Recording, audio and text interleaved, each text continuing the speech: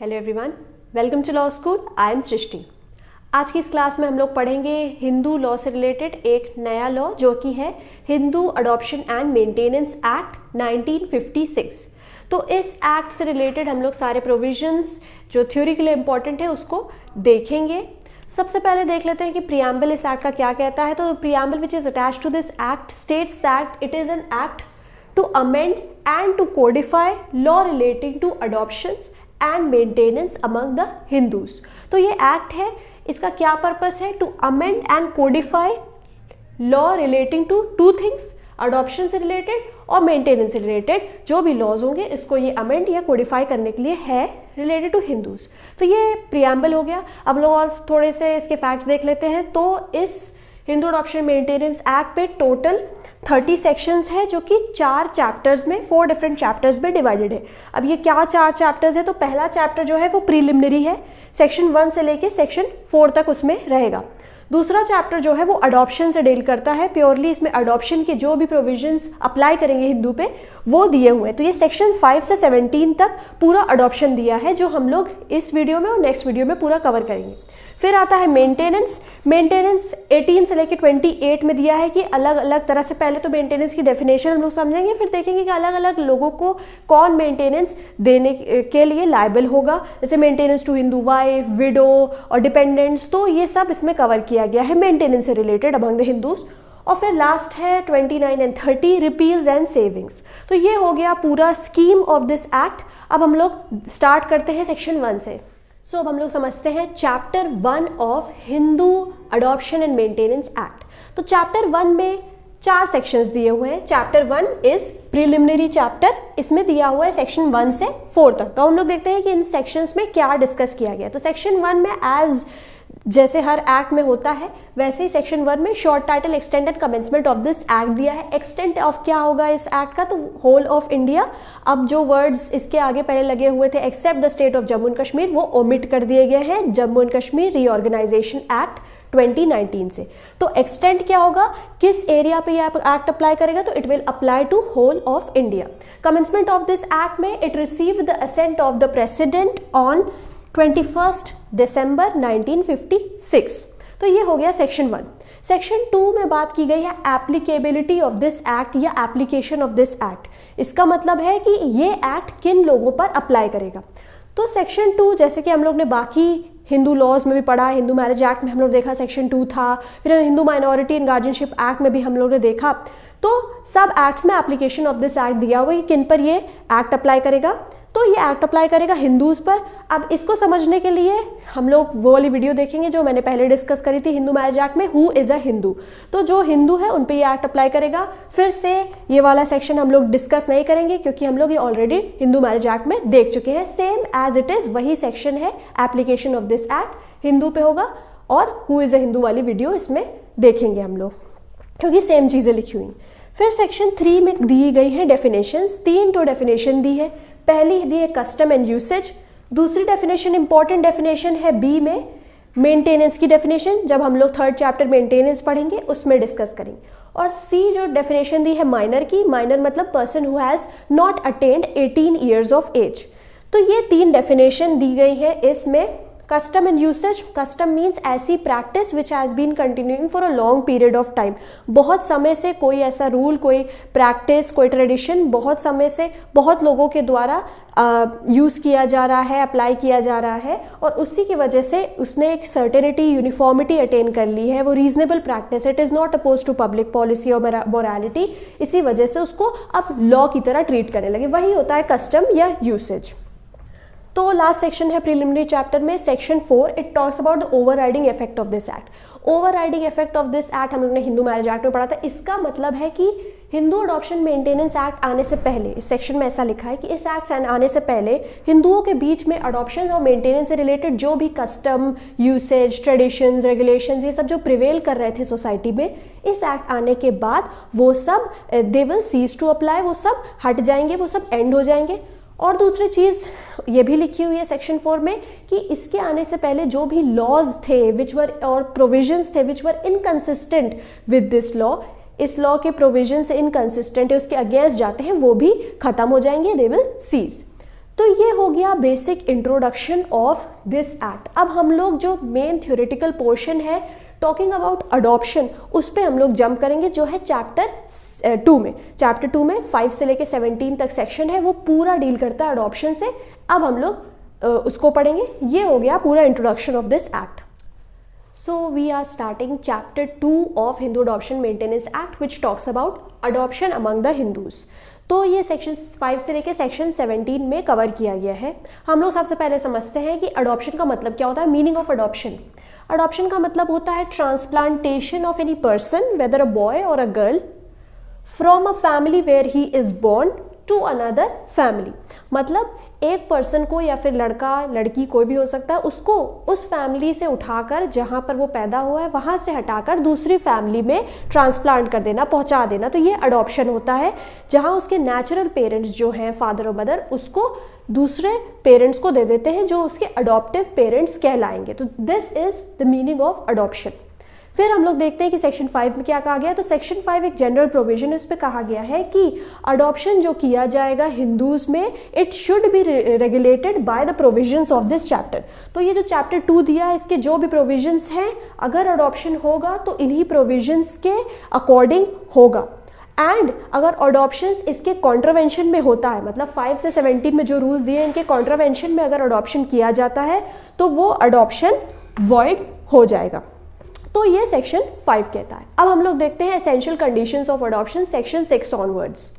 तो हम लोग देखते हैं section 6 of this act which talks about requisite of valid adoption. Requisite मतलब रिक्वायरमेंट्स ऑफ वैलिड अडॉप्शन। क्या क्या रिक्वायरमेंट्स, क्या क्या कंडीशंस फुलफिल करनी पड़ेगी अडॉप्शन को वैलिड बनाने में। ये सेक्शन 6 में 4 कंडीशंस दी हुई हैं जो हम लोग पढ़ेंगे, उसको रिलेट करेंगे आगे के सेक्शन से भी। तो पहली रिक्वायरमेंट या कंडीशन है to make an adoption valid is that कि person adopting to have capacity and right to adopt, या फिर जो अडॉप्ट कर रहा है इंसान उसके पास कैपेसिटी होनी चाहिए और राइट होना चाहिए अडॉप्ट करने का। तो इसमें आंसर क्वेश्चन अगर पूछा जाए तो इसमें लिखा है कौन अडॉप्ट कर सकता है, हु कैन अडॉप्ट। तो ऐसा व्यक्ति अडॉप्ट करेगा जिसके पास कैपेसिटी होनी चाहिए, केपेबल होना चाहिए, उसके पास राइट भी होना चाहिए। इससे रिलेटेड 2 सेक्शन है, सेक्शन 7, सेक्शन 8। सेक्शन 7 में बताया गया है capacity of male to adopt, section 8 में बताया गया है capacity of female to adopt. इसमें दिया हुआ है अलग अलग से कि कब एक मेल अडॉप्ट कर सकता है, सेक्शन 8 में दिया कब एक फीमेल अडॉप्ट कर सकती है, उसकी क्या कैपेसिटी है। दूसरा है capacity of person giving in adoption, जो इंसान अपने बच्चे को अडॉप्शन में दे रहा है उसकी क्या कैपेसिटी होगी, ये दिया हुआ है सेक्शन 9 में। तो सेक्शन 9 बात करता है capacity of person giving in adoption, who can give a person in adoption, ये इससे डील करता है। फिर आगे है कि किस पर्सन को अडॉप्शन में लिया जा सकता है या फिर किसका अडॉप्शन हो सकता है, किन बच्चों का अडॉप्शन हो सकता है, किन का नहीं हो सकता है, ये बात करता है थर्ड रिक्वायरमेंट। इसमें सेक्शन 10 हम लोग पढ़ेंगे। और लास्ट है कि other compliance of other conditions, other essential requirement जो है उनका भी कंप्लायंस होना चाहिए, वो सेक्शन 11 में फिर से मेंशन है। तो ये 4 चीज़ें बात करी गई है। पहला कि कौन अडॉप्ट कर सकता है, दूसरा कि कौन अडॉप्शन में दे सकता है बच्चे को, तीसरा किस बच्चे को अडॉप्ट कर सकते हैं, और चौथा है कि अदर रिक्वायरमेंट्स, कौन अडॉप्ट कर सकता है, कौन अडॉप्ट नहीं कर सकता है। इससे रिलेटेड सेक्शन 7 और 8 है, 7 में मेल, 8 में फीमेल। कौन अडॉप्शन में दे सकता है बच्चे को, इससे रिलेटेड सेक्शन 9, किस बच्चे को अडॉप्शन में लिया जा सकता है, किस बच्चे को नहीं लिया जा सकता है, क्या एज की रिक्वायरमेंट्स है, ये दिया है सेक्शन 10 में। अदर कंडीशंस जो भी फुलफिल करनी पड़ेगी पार्टीज को अडॉप्शन के दौरान, वो सेक्शन 11 में और एसेंशियल्स मेंशन है। तो ये हो गया सेक्शन 6 और इससे रिलेटेड आगे के बाकी सेक्शंस जिसमें इन क्वेश्चंस का आंसर दिया हुआ है, वो हम लोग एक एक करके पढ़ेंगे। तो हम लोग सेक्शन 6 की सबसे पहली रिक्वायरमेंट है कि कैपेसिटी होनी चाहिए, राइट होनी चाहिए पर्सन जो अडॉप्ट करने जा रहा है उसके पास। तो इससे रिलेटेड 2 सेक्शन है, सेक्शन 7, सेक्शन 8। सेक्शन 7 में बताया गया कि मेल की क्या कैपेसिटी होगी टू अडॉप्ट, और सेक्शन 8 में बताया गया है फीमेल की कैपेसिटी। तो हम लोग सेक्शन 7 देखते हैं पहले।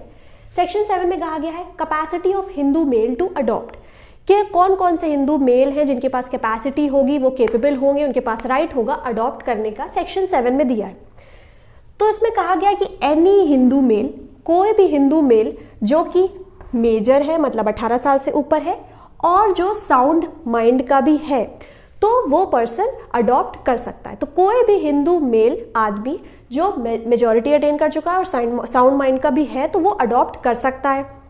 दूसरी कंडीशन, अगर वो हिंदू मेल मैरिड है, in case that Hindu male is married, अगर ये हिंदू मेल मैरिड है तब क्या होगा, अगर वो हिंदू मेल मैरिड है तब उसको अडॉप्शन करने के लिए अपनी वाइफ की कंसेंट लेना जरूरी होगा। तो ये मैंडेटरी रिक्वायरमेंट है। If that Hindu male is married then he has to take consent of his wife before adopting. तो जब वो अडॉप्ट करने जा रहा है, अगर वो मैरिड है तो अपनी वाइफ की कंसेंट लेना उसको कंपलसरी या मैंडेटरी है।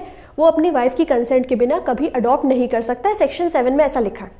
अगर इसके पास मोर देन वन वाइफ है, मतलब एक से ज़्यादा वाइफ्स हैं, तो उन सारी वाइफ्स की उसको कंसेंट लेना पड़ेगा। नेक्स्ट दिया हुआ है कि किन सिचुएशन में the consent of wife is not required. तो हमने जनरल रूल देखा कि जब भी कोई हिंदू मेल मैरिड है तो उसको अपनी वाइफ की कंसेंट लेना पड़ेगा अडॉप्शन करने से पहले। लड़का या लड़की किसी का भी अडॉप्शन वो कर रहा है तो उसको वाइफ की कंसेंट लेनी पड़ेगी। बट ऐसी 3 सिचुएशंस दी हुई सेक्शन 7 में जब उनको कंसेंट लेने की आवश्यकता नहीं है।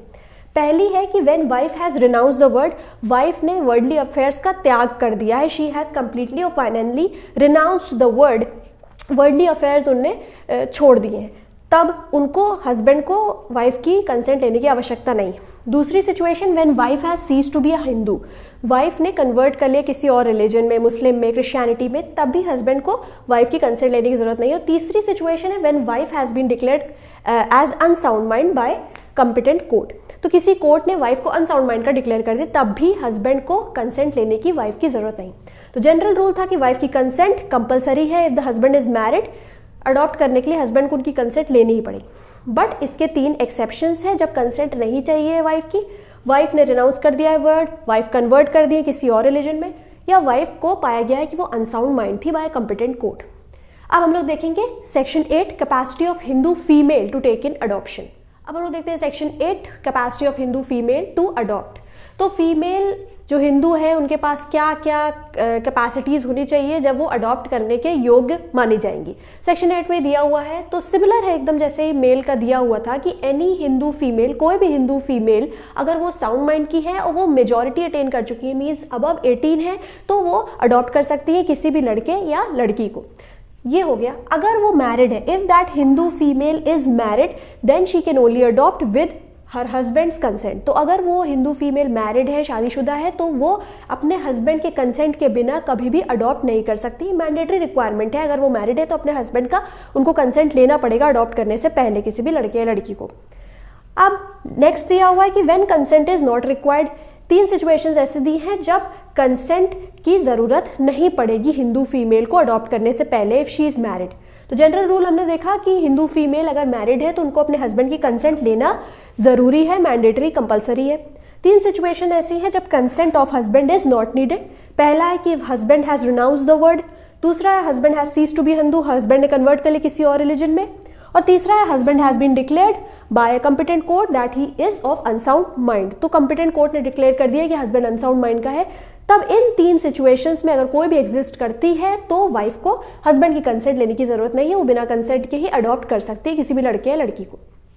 तो हम लोगों ने सेक्शन 7 और सेक्शन 8 में देखा कि हु कैन अडॉप्ट, कौन मेल और फीमेल अडॉप्ट करने के योग्य होंगे या उनके पास कैपेबिलिटी है अडॉप्ट करने की। अब हम लोग दूसरा चीज़ देख रहे हैं, सेक्शन 6 का एक दूसरा रिक्वायरमेंट जो था कि कौन पर्सन अडॉप्शन में अपने बच्चे को दे सकते हैं, मतलब who can give a child in adoption. तो इसका आंसर मिलता है सेक्शन 9 में। सेक्शन 9 में कहा गया है persons capable of giving in adoption. तो कौन से ऐसे लोग हैं जो अडॉप्शन में अपने बच्चे को, लड़के या लड़की को दे सकते हैं, वो सेक्शन 9 में दिया हुआ है। सेक्शन 9 में कहा है कि ऐसे 3 लोग हैं जो अपने बच्चे को अडॉप्शन में दे सकते हैं। पहला फादर, दूसरा मदर, फिर गार्जियन। तो ये 3 के अलावा कोई भी अपने बच्चे को अडॉप्शन में नहीं दे सकता है, किसी भी लड़के लड़की को अडॉप्शन में नहीं दे सकता, बस फादर, मदर और गार्जियन ही दे सकते हैं। अब हम लोग पहले फादर और मदर के बारे में समझते हैं कि क्या कंडीशन है, फिर हम लोग गार्जियन का देखेंगे कि उनकी क्या कंडीशन है, कब गार्जियन बच्चे को दे सकता है। तो फादर और mother have equal right as far as adoption is concern. एक फादर और मदर बच्चे के, उनके पास इक्वल राइट है, समान अधिकार है उस बच्चे को अडॉप्शन में किसी और को देने का। तो फादर एंड मदर दोनों के पास इक्वल राइट है। ऐसा नहीं कि प्रेफरेंस फादर को दी जाएगी कि फादर जो कहेगा वही होगा, ऐसा नहीं है। दोनों फादर और मदर के पास समान अधिकार है अपने बच्चे को अडॉप्शन में किसी और को दे देने का। और इसी के साथ साथ consent of both parents is required. अगर कोई माता पिता चाहते हैं कि उनका बच्चा अडॉप्शन में दिया जाए तो दोनों की कंसेंट इक्वली इंपॉर्टेंट है।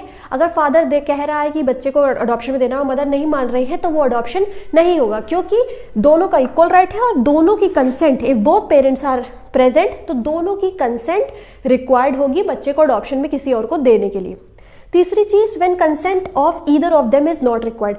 जब दोनों पेरेंट्स तो प्रेजेंट है, जनरल रूल हम देखा दोनों पेरेंट्स प्रेजेंट है और दोनों की कंसेंट रिक्वायर्ड होगी एक बच्चे को अडॉप्शन में देने के लिए। बट कब दोनों की कंसेंट रिक्वायर्ड नहीं होगी, कब ऐसी सिचुएशन होगी जब पेरेंट्स तो प्रेजेंट है बट एक की कंसेंट के बिना भी दूसरा जो स्पाउस है वो अडॉप्शन के लिए दे दे रहा है। तो consent of either of them is not required, किसी उनमें से एक की कंसेंट नहीं रिक्वायर्ड होगी इन 3 सिचुएशन। इफ फॉर एग्जाम्पल हम लोग देखते हैं कि फादर मदर है, अगर ये फादर है ये मदर है और इनमें से 3 कोई सिचुएशन एग्जिस्ट कर रही है। जनरल रूल है कि दोनों फादर और मदर की कंसेंट रिक्वायर्ड होगी for giving a child in adoption. But if the father has renounce the word, तो मदर को फादर की कंसेंट लेने की जरूरत नहीं है, वो मदर अपनी खुद की स्वयं विल से बच्चे को दे सकती हैं। या फिर father has cease to be a Hindu, या father is declared as unsound mind by any competent court.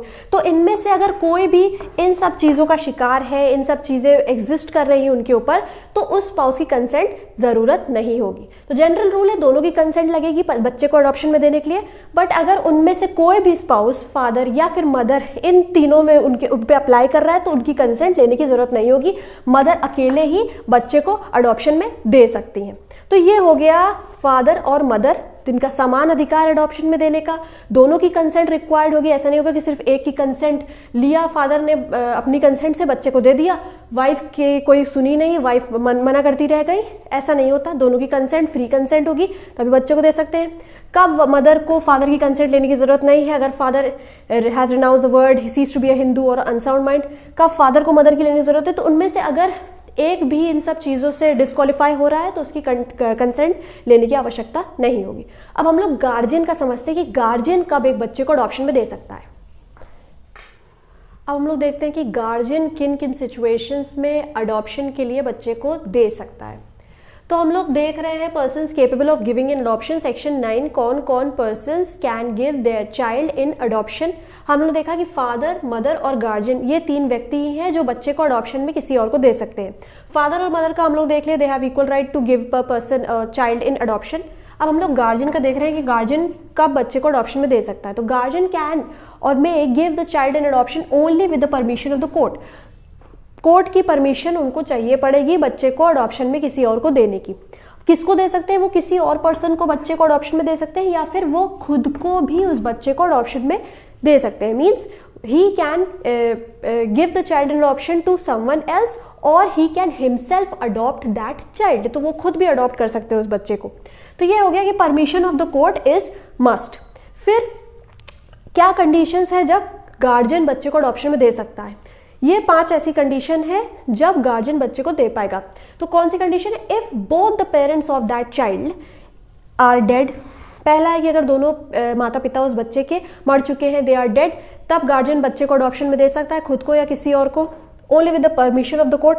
तो डेथ हो गया। दूसरा, both the parents of that child have completely and finally renounce the word, उनने वर्डली अफेयर्स का त्याग कर दिया और सन्यासी बन गए हैं वो लोग, तब गार्जियन अडॉप्शन में दे सकता है। थर्ड है, parents, both the parents have abandoned the child, दोनों पेरेंट्स ने, मदर फादर ने, दोनों ने बच्चे को अबंडन कर दिया, मीन्स उनको छोड़ दिया, एकदम बच्चे को छोड़ दिया।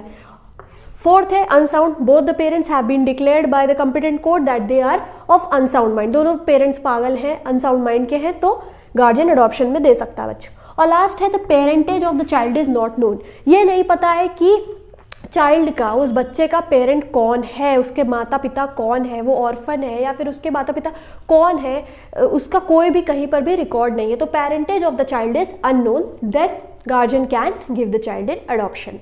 तो ये सारी सिचुएशंस हो गई जब गार्जियन अडॉप्शन में दे सकता है। तो इस क्लास में हम लोग ने डिस्कस करा section 1 to section 9 of the act, जिसमें हम लोगों ने प्रिलिमिनरी चैप्टर देखा और चैप्टर 2 में हम लोग सेक्शन 5 से 9 भी डिस्कस करा, एसेंशियल कंडीशंस देखी, सेक्शन 7 में देखा कि कौन बच्चे को ले सकता है अडॉप्शन में, मेल, और 8 में देखा फीमेल कौन ले सकती है, 9 में उन्होंने देखा कि कौन बच्चे को दे सकता है अडॉप्शन में। अब इसके बाद अब है सेक्शन 10 to 17 बचा हुआ इस चैप्टर में, जो हम लोग नेक्स्ट वीडियो में देखेंगे। सेक्शन 10 में देखेंगे कि कौन से बच्चे को अडॉप्शन में लिया जा सकता है, 11 में हम लोग एसेंशियल कंडीशंस देखेंगे, और उसके बाद कुछ छोटे छोटे सेक्शन है जैसे इफेक्ट ऑफ अडॉप्शन और कुछ पेनल्टीज इम्पोज होती है, वो सब हम लोग 10 से लेके 17 में नेक्स्ट क्लास में डिस्कस करेंगे। Till then goodbye, I will see you in another class with another topic related to law. Thank you so much for watching.